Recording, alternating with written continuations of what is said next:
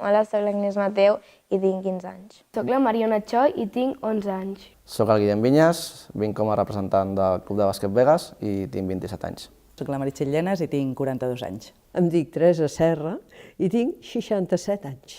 Soc la Liliana Arroyo, soc sociòloga experta en transformació digital i tinc 32 anys. Em dic Jaume Sans i Bellveí, tinc 51 anys, formo part del grup impulsor del projecte educatiu de Begues i m'encarregaré de conduir la conversa que tindrem tot seguit.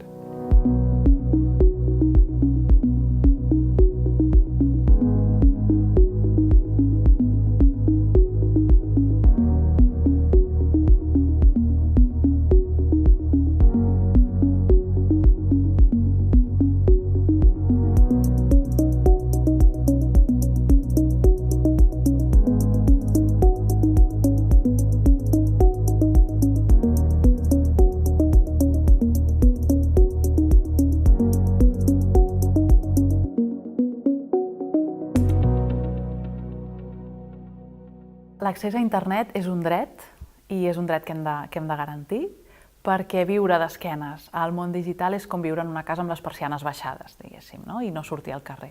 Llavors, és molt important que acceptem això, que internet ha vingut per quedar-se i que el món digital també, i que és un espai que té moltíssims avantatges i alguns riscos que hem de ser conscients, però sobretot molts avantatges. La veritat és que faig servir les xarxes socials i la tecnologia per tot, tant a nivell personal, professional, per la família, per obtenir informació, per estar al dia d'events culturals, esportius. A mi se'm va obrir un ventall de possibilitats tan tremendes que realment ho faig, m'agrada molt, disfruto moltíssim. Si no utilitzes les xarxes, no arribaràs ni a la meitat del públic que t'interessa arribar, per donar notícies, perquè sàpiguen que aquest cap de setmana hi ha partits al poliesportiu, perquè fem tal activitat, perquè organitzem no sé què. Treballant amb un ordinador, i ara estàvem fent un treball en grup, treballant amb un ordinador ens hem conegut més i aportàvem més idees tots, en comptes de treballar amb un portàtil només per tu sol, i és més com per conèixer més a la gent. A vegades penso que si no tingués una tecnologia d'avui dia ho passaria fatal, jo crec. És un espai on informar-te, on estar connectat amb persones que no tens en aquell moment al teu costat. És un espai on explotar la creativitat, malgrat a vegades sembla que hagi de ser al revés, que només hem de seure davant de la pantalla a consumir coses que altres han penjat, però també és un espai on inspirar-te, conèixer gent amb els teus mateixos interessos, és a dir, és un món infinit. Ara bé, com que és un món infinit, necessitem una mica de mapa per moure'ns-hi, perquè si no ens hi perdem.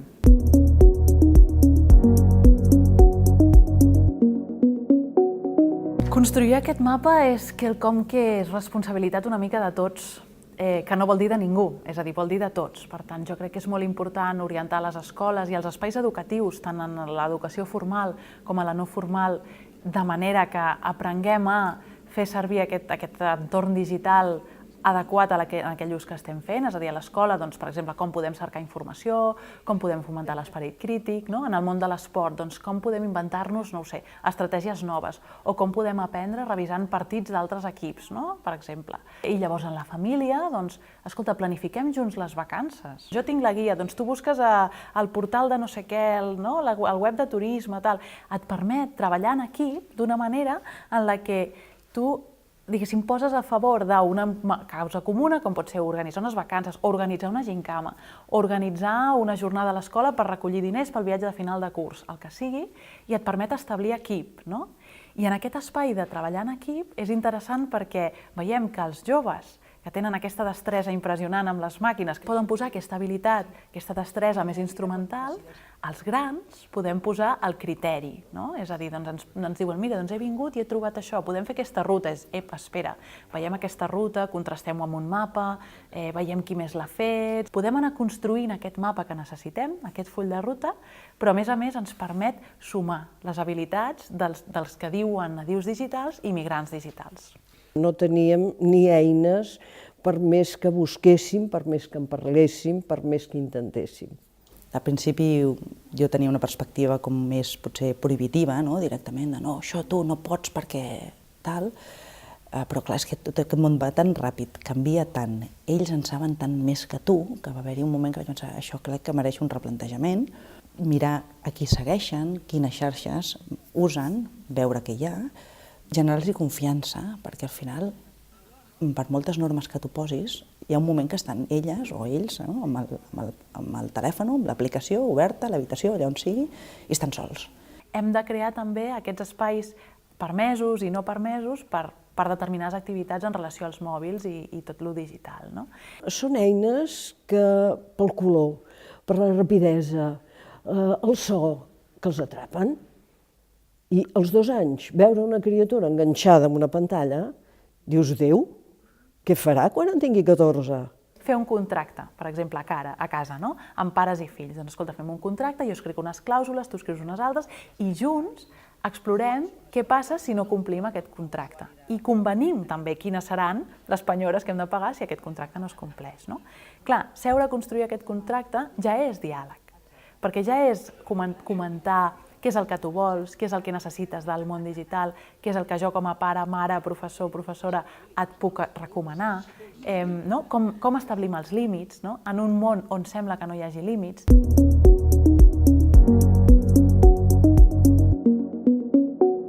Seguir allò que elles segueixen, no?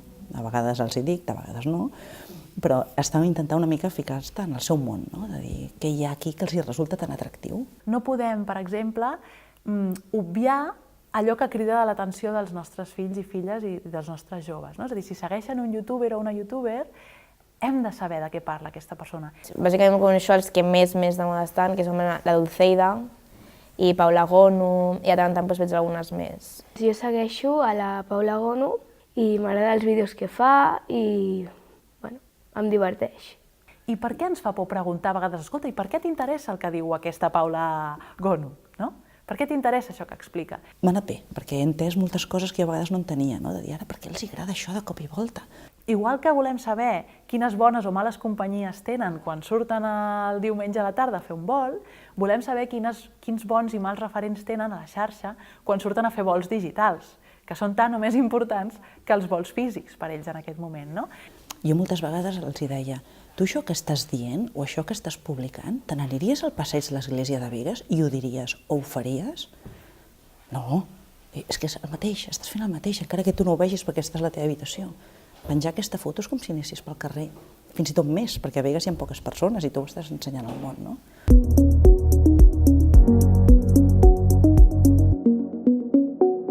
Podem preparar per les coses visibles, però si de sobte algú els contacta individualment, anònimament, i els hi fa una proposta que no correspon, els nostres fills igual no saben com gestionar-ho. Si no tenen la confiança de parlar-ho amb nosaltres o amb els seus mestres o amb algun adult del seu voltant, pot ser que allò acabi en un conflicte bastant poc desitjable.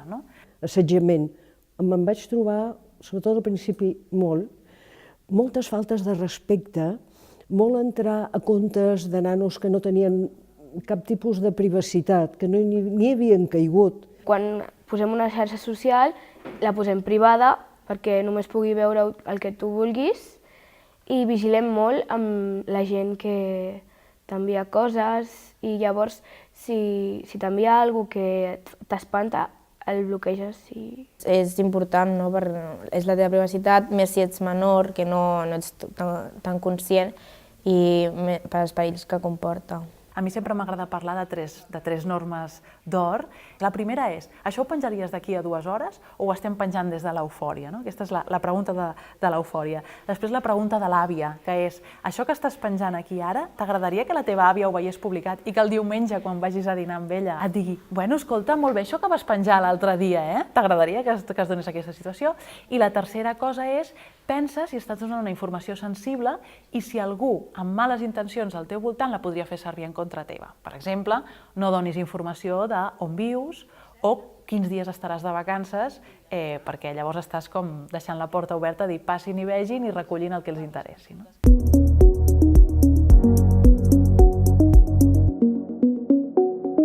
Jo crec que identitat digital nosaltres tenim molt clar, com a club de bàsquet, com ens volem projectar al nostre públic, a la gent del poble de Begues o a la resta de clubs de bàsquet, i tenim molt clar quan fem les publicacions que fem, què volem publicar, on ho volem publicar.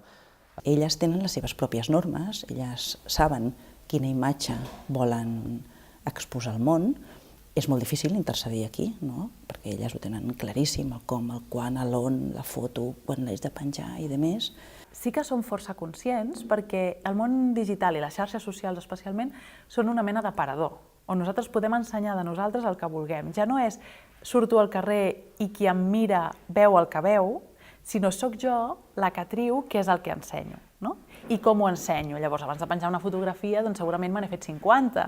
Fins i tot hi ha experts que parlen de la felicitat imposada, no? És a dir, sempre d'ensenyar quins plats més bons m'estic menjant, quines vacances més divertides que estic tenint, que feliç que sóc i que estic tot el dia rient, no? I a vegades no ensenyem parts més humanes o tan humanes com la felicitat, com pot ser la tristesa, la misèria, l'enfadament, no? Identitat digital, actualment tenim molt clar el que farem. El tema de l'empremta digital, no, que és aquest històric de la identitat digital, diguéssim, com a club és molt difícil. Que representar el Club de Bàsquet Begues d'aquí 10 anys, digitalment parlant, no, és complicat. Aquesta petjada digital ens queda molt lluny, perquè a més no entenem que sigui una cosa d'un abast tan gran, no? I tan general i tan transversal a les nostres vides. Només som conscients quan això ens retorna d'alguna manera. I el meu jo d'avui està hipotecat pel meu jo d'ahir, no? Però això no ens n'adonem i no pensem que ens pugui passar fins que realment ens hi trobem.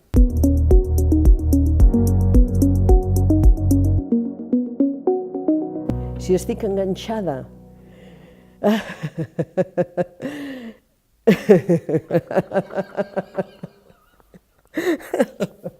No és el més important per mi, per això estic poc connectada, perquè jo crec que hi ha més coses i molt més importants que vigilar el que fa l'altra gent. No estem enganxats al mòbil, estem enganxats a les coses que passen dintre del mòbil o allò que ens permet fer un mòbil o una tauleta. No estem enganxats a l'objecte físic, no estem enganxats a una rentadora. Allà passen les nostres amistats, passen les últimes novetats de la nostra família, passen les informacions més rellevants de l'escena política o de l'escena musical, és igual, del que vulguem. I passa el nostre futur, els nostres somnis, no? És allà on busquem coses que ens interessen i coses que ens inspiren. Llavors, l'inconvenient d'aquesta dedicació excessiva d'atenció a això és que no l'estem dedicant a altres coses, i això sí que és un problema. Més enllà d'estar connectats i connectades, de compartir amb els seus amics, de penjar fotografies, etc., que tinguin clar què fer o que tinguin clares algunes coses a fer lluny de la tecnologia, de forma desconnectada, perquè s'obre un altre espectre de la persona i de la personalitat, no? I activa altres àrees del cervell. Per tant, combinar-ho és fantàstic, no?